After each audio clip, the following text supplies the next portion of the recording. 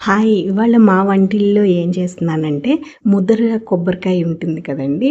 అది ఇలా మిక్సీ పట్టేసుకొని, కొబ్బరికాయ కూరతోని కూర చేస్తున్నాననమాట.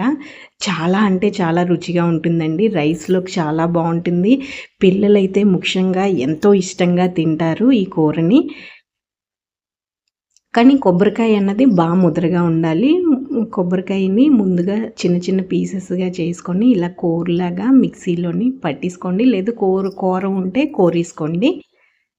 అయితే ఇది ముందుగా ఇలాగా కోరేసుకొని పక్కన ఉంచండి. లేదా మిక్సీ పట్టుకొనైనా. నేను ఈ ఒక చిప్పే తీసుకున్నానండి. దానికి ఒక 50 గ్రాములు పెసరపప్పు పడుతుంది. ఈ పెసరపప్పుని ఉడికించుకుంటున్నాను. చూడండి, పెసరపప్పు అన్నది కొంచెం పలుకుగానే ఉడకాలి, ముద్ద అయిపోకూడదు. చూడండి, ఈ స్టేజ్‌లోనే స్టవ్ ఆఫ్ చేసేయండి. ఆఫ్ చేసి ఈ నీళ్లు వార్చేసుకొని పెసరపప్పుని ఒక ప్లేట్లోకి తీసేసుకొని పక్కన ఉంచుకోండి. ఇప్పుడు బాలీలో నూనె వేసి, ఇంగువ వేసి, పోపులు ఆవాలు, మినపప్పు, ఎండుమిర్చి, కరివేపాకు వేసుకొని ఈ ఉడికించుకున్న పెసరపప్పు ఇందులో వేసి ఒకసారి ఇలాగా కలపండి.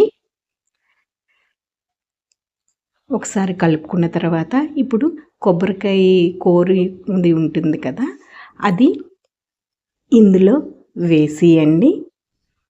కూర పెట్టుకున్న కానీ లేదా మిక్సీ చేసుకున్న కొబ్బరి కూరని ఇందులో వేసి తగినంత ఉప్పు వేయండి. వేసి బాగా కలిపేసుకోండి. ఒక 2 నిమిషాలు ఇలా కలిపిన తర్వాత దింపే ముందు ఏం చేస్తారు అంటే, కొద్దిగా పంచదార ఒక 3 స్పూన్స్ వేయండి. మీరు కొంచెం స్వీట్ ఎక్కువ తింటాను అంటే ఎక్కువే వేసుకోవచ్చు.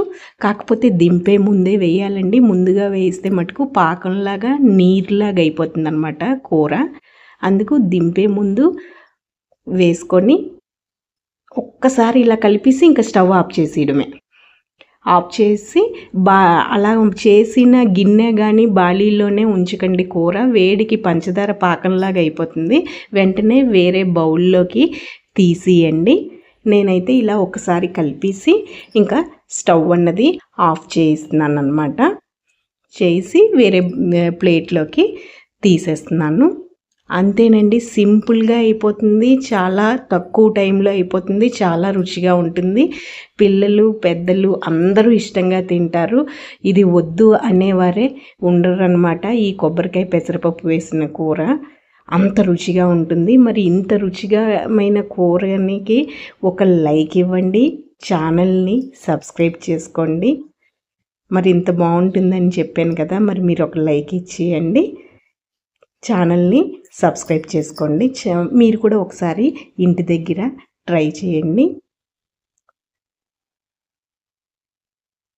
ఓకే, థ్యాంక్ యూ అండి.